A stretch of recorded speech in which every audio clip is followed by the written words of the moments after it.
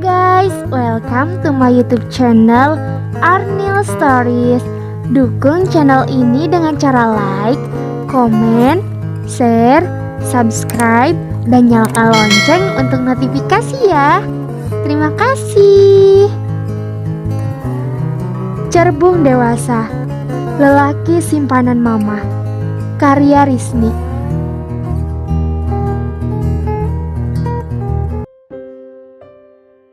By the way, kenapa tadi nanya soal itu saat rapat? Alpan mulai bicara untuk mencairkan suasana. Soal apa? Tanya Airin tak sedikit menanggapi serius. Pikirannya masih berkelana entah kemana, membuat gadis itu tak merubah posisi. Soal alat kontrasepsi itu loh, jawab Alpan sedikit menahan tawa. Airin menjatuhkan tangannya ke pangkuan. Baru ia ingat lagi tadi Airin sempat bertanya soal benda itu pada Alpan. Tapi karena kecerobohan Alpan di tempat rapat membuatnya melupakan pertanyaan yang sangat penting itu. Emang kamu tahu alat itu buat apa saja? Airin malah balik bertanya. Ia sedikit menghadapkan tubuh pada Alpan. Alpan tertawa sedikit. Entah Airin itu benar-benar polos atau emang karena sedang berusaha mencari tahu tentang alat itu sebelum menggunakannya. Seketika wajah Alpan berubah. Airin bertanya soal alat itu. Apakah dia sudah... Suara Airin mengerjapkan lamunan Alpan, membuat lelaki itu sedikit terkejut. Kamu kenapa nanya soal itu, Apa jangan-jangan... Tatapan Alpan sedikit menyelidik, membuat Airin meremas wajah lelaki itu dengan kasar. Enak aja, jangan berpikir macam-macam kamu. Alpan kembali membereskan diri sebelum telinga atau hidungnya menjadi sasaran amukan gadis di sampingnya itu. Ya habis, pertanyaanmu aneh-aneh aja sih, Jelasnya sedikit grogi. Sebenarnya aku nemuin benda itu saat tadi tak sengaja aku menabrak mama di hotel. Beberapa benda berceceran dari tasnya. Aku lihat ada benda itu juga. Bukannya alat itu dipakai saat... Airin menggigit bibir sedikit. Ia melihat Alpan sebentar dan memilih tak melanjutkan ucapannya. Airin tahu lelaki di sampingnya senang sekali menggoda dan menertawainya. Apa? Tanya Alpan penasaran. Sudahlah. Airin kembali membuang pertanyaan yang membuatnya amat penasaran itu jauh-jauh. Ia tak mau melebarkan hal yang belum jelas kebenarannya. Airin sengaja pulang lebih awal. Selain karena pekerjaannya sudah ia selesaikan semua, hari ini ia tak mau banyak bertemu rekan kerjanya dulu. Kejadian di tempat rapat tadi membuatnya sangat malu dan malas berlama-lama di kantor. Mereka bisa saja terus menggodanya. Semua ini gara-gara si Alpan. Dengkusnya sedikit memukul setir mobil. Airin buru-buru mengeluarkan mobilnya dari parkiran kantor. Pikirannya yang terasa semerawut membuatnya merasa lapar lagi. Ya ampun, bahkan aku sudah menambah porsi makanku tadi siang. Ujarnya seraya mengusap perut yang terasa mulai melilit dan perih. Airin melanjutkan mobilnya lebih kencang menuju kafe yang terletak di pinggir jalan milik Shirley. Beberapa menu di sana cukup ia acungi jempol. Apalagi Airin bisa makan gratis di kafe mamahnya itu. Airin melebarkan senyuman saat membayangkan ramen favoritnya akan segera masuk dalam perutnya yang perih. 2 porsi ramen udang dan 2 es leci ya mbak, pintanya saat ia baru saja duduk di salah satu meja yang berderet dekat jendela kaca besar. Seorang wanita muda berseragam merah hitam memakai apron di depannya itu mengacungkan 2 jempol. Tak lama wanita muda bernama Pipi itu kembali membawa pesanan Airin. Duduk mbak, pinta Airin saat Pipi kembali ke belakang. Nggak usah non. Pipi sedikit sungkan jika ia harus duduk bersama anak pemilik kafe itu. Duduk, ini perintah. Mau tak mau akhirnya Pipi duduk di bangku yang berhadapan dengan anak bosnya itu. Airin menyodorkan satu mangkok ramen dan es leci yang dipesannya ke arah Pipi. "Makan, Mbak," titahnya ringan. Pipi menggeleng pasti. Ia semakin canggung rasanya. Meskipun setiap kali datang pun anak bosnya itu memang kerap bersikap baik pada semua karyawan. Tapi tetap saja Pipi tak terbiasa jika harus makan bersamanya. "Ayo makan," pintanya lagi menarik tangan kanan Pipi yang masih memegang nampan. Pipi tak bisa menolak lagi.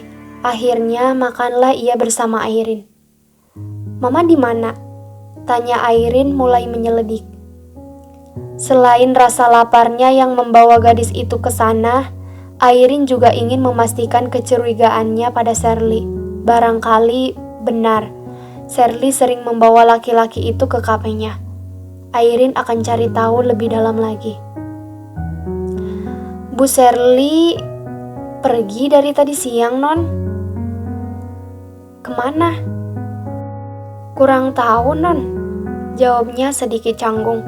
Sambil menyeruput ramennya, Airin kembali mengingat dengan detail lelaki yang belum sempat ia lihat wajahnya itu. Tinggi, tegap, punggung bidang dan gesturnya seperti tak asing bagi Airin. Seperti, astagfirullah, apaan sih? Airin mengerjapkan matanya dan kembali menyantap ramen itu hingga tak tersisa.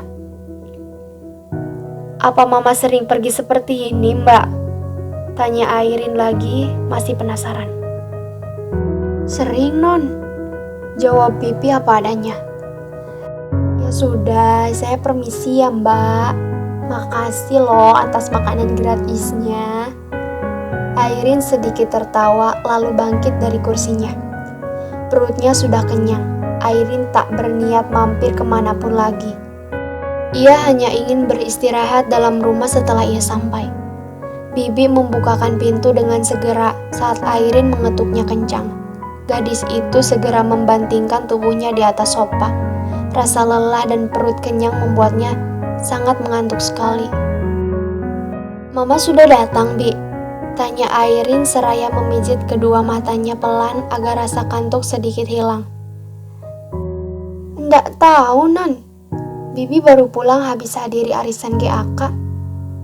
Bibi tergegah menahan tawa, wajahnya sedikit memerah.